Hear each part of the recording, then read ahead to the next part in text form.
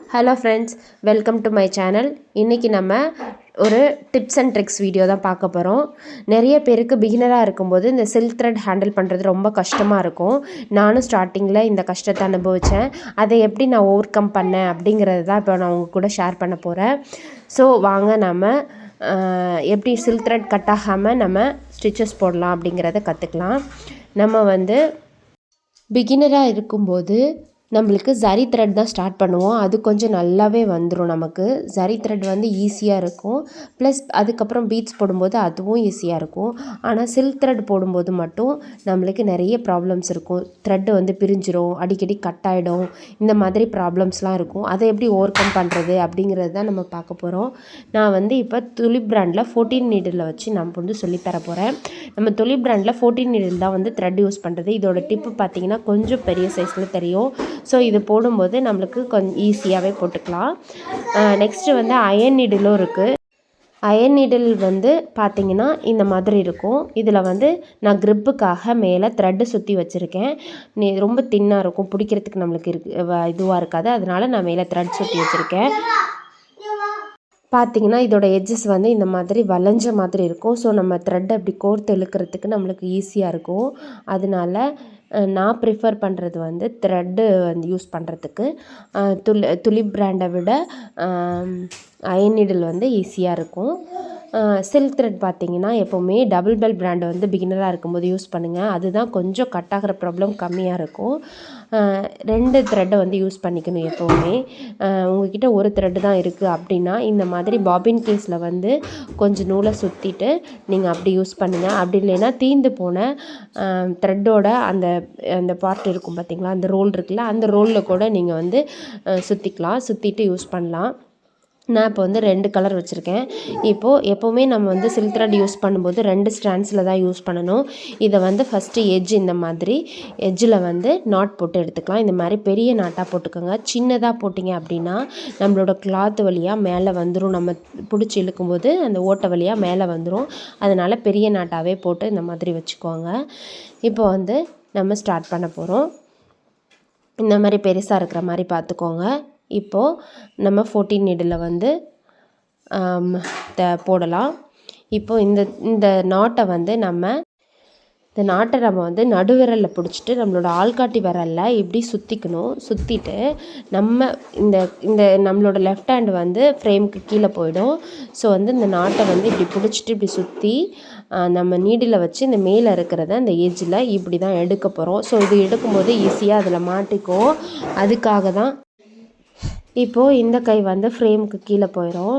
இப்போது நம்ம நீடில் நான் இந்த மாதிரி லைன்ஸ் போட்டு யூஸ் பண்ணுறேன். இப்போது நம்ம டிசைன்ஸ் இப்போது நம்மளை பார்த்து இருக்குது. ஸோ நான் மேலேருந்து கீழே தான் போட்டுட்டு வரப்போகிறேன். ஸோ இந்த எட்ஜில் நீடில் விட்டுட்டு நம்ம இப்போது த்ரெட் அப்படி எடுத்துக்கிறோம். எடுத்துகிட்டு மேலே ஒரு பேக் நாட் போட்டுட்டு தான் நம்ம எப்போவுமே ஒர்க் பண்ணணும். ஸோ நான் மேலே ஒரு குட்டியாக ஒரு பேக் நாட் போடுறேன். குட்டியாக ஸ்டிச் போடுறதுக்கு பேர் தான் லாக்குன்னு சொல்லுவாங்க.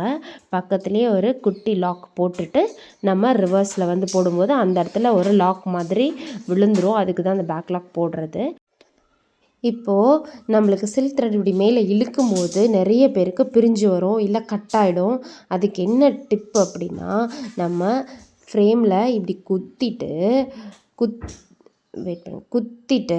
கீழே நம்ம சுற்றுறோமா, த்ரெட்டை சுற்றிட்டு இப்படி மேலே இழுக்கும்போது அந்த துணியோட எண்டில் நிற்குது. இப்போ துணிக்கு மேலே எடுத்துட்டு இப்படி மேலே இழுக்கும்போது நம்ம அந்த எட்ஜில் வச்சு இழுக்காமல் ஊசியை கொஞ்சம் உள்ளே தள்ளுறோம். பார்த்திங்கன்னா இந்த மாதிரி கொஞ்சம் உள்ளே தள்ளிட்டு இப்படி இழுக்கும்போது நம்மளுக்கு அந்த பிரிஞ்சு வர ப்ராப்ளம் இருக்காது. கீழே சுற்றி மேலே இழுத்துட்டேன். ஃப்ரேமுக்கு மேலே இப்போ நூல் இன்னும் இழுக்கிறதுக்கு கொஞ்சம் ஊசியை முன்னாடி தள்ளிட்டு இந்த த்ரெட்டை கொஞ்சம் மேலே போயிடுச்சு. அந்த எட்ஜில் வச்சு இழுக்காமல் கொஞ்சம் மேலே வச்சு இழுக்கும்போது நூல் பிரிகிறதோ கட் ஆகிறதோ இந்த ப்ராப்ளம் மேக்ஸிமம் இருக்காது. அதே மாதிரி கீழே சுற்றும் போதுமே நம்ம அந்த எட்ஜில் வச்சு சுற்றாமல் கொஞ்சம் மேலே நம்ம இப்போ எந்த இடத்துல இழுக்கிறோமோ அதே இடத்துல வச்சு மேலே சுற்றி அப்படி இழுக்கும்போது நம்மளுக்கு மேக்ஸிமம் வந்து கட்டாகிற ப்ராப்ளம் கம்மியாயிடும். பிகினராக இருக்கும்போது உங்களுக்கு கொஞ்சம் கஷ்டமாக தான் இருக்கும். இதே மாதிரி ப்ராக்டிஸ் பண்ணுங்கள்.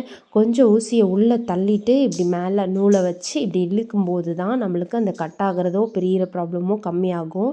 ஸோ இதை பாருங்கள், நான் எப்படி போடுறேன்னு பாருங்கள். இதே மாதிரி த்ரெட்டை மேலே வச்சு இழுத்தீங்க அப்படின்னா உங்களுக்கு இந்த கட்டாகிற ப்ராப்ளம் கம்மியாக இருக்கும்.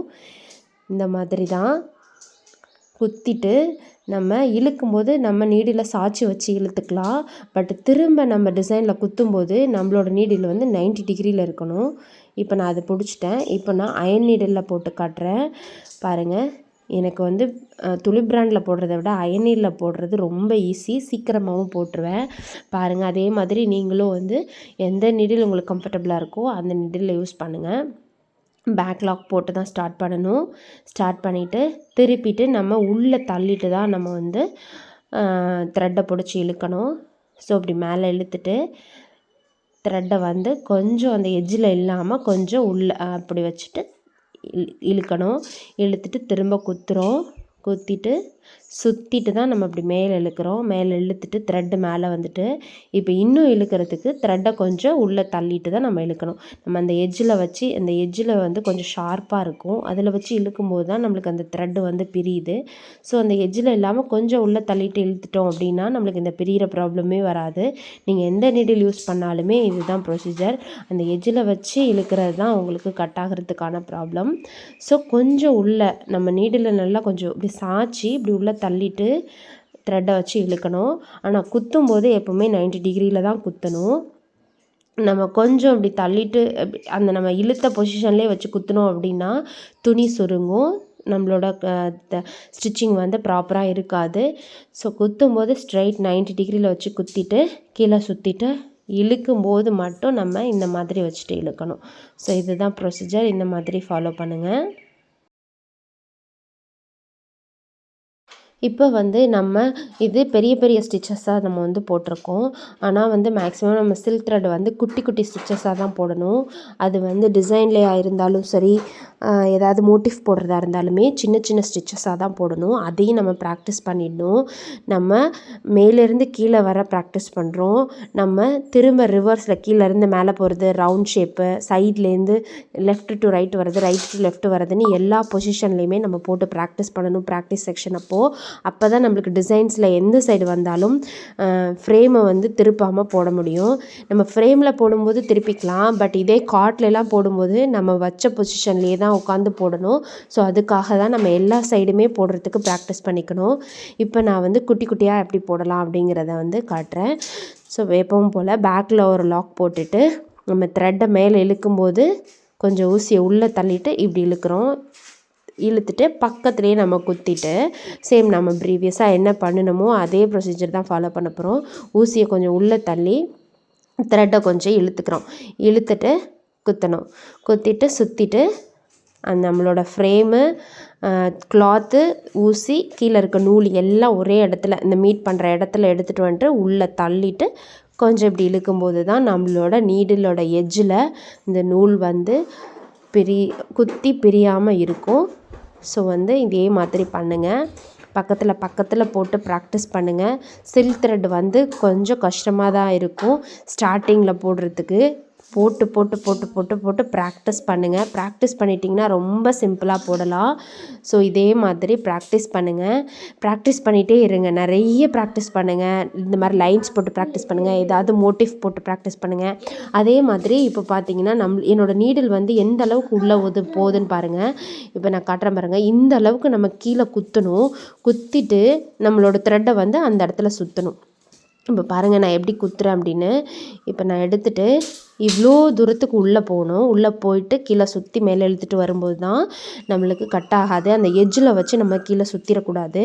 நம்ம நல்லா இந்த மாதிரி த்ரெட்டையும் மேலே வச்சு இழுத்துட்டு உள்ளே நல்லா குத்தணும். எவ்வளோ தூரத்துக்கு போகுதோ அந்தளவுக்கு குத்திட்டு மேலால் சுற்றிட்டு அப்படி இழுத்து மேலே வந்து கொஞ்சம் த்ரெட்டை அந்த எட்ஜுக்கு மேலே வச்சுட்டு போடும்போது நம்மளுக்கு வந்து கட் ஆகிற ப்ராப்ளம் சுத்தமாகவே இருக்காது. இதை ட்ரை பண்ணி பாருங்கள். 100% வந்து உங்களுக்கு வந்து இது ஒர்க் அவுட் ஆகும்.